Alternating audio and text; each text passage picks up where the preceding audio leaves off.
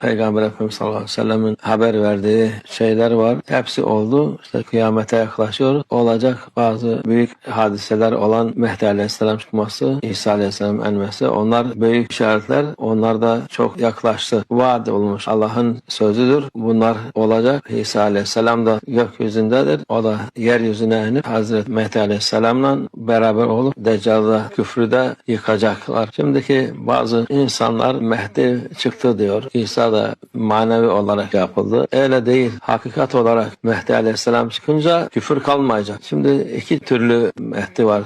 Daha doğrusu söyleyelim de. Hakikisi var. Daha çıkmadı. Sahtesi var. Çıktılar. Daha da çıkıyorlar. Bazıları var. Sahte olanlar.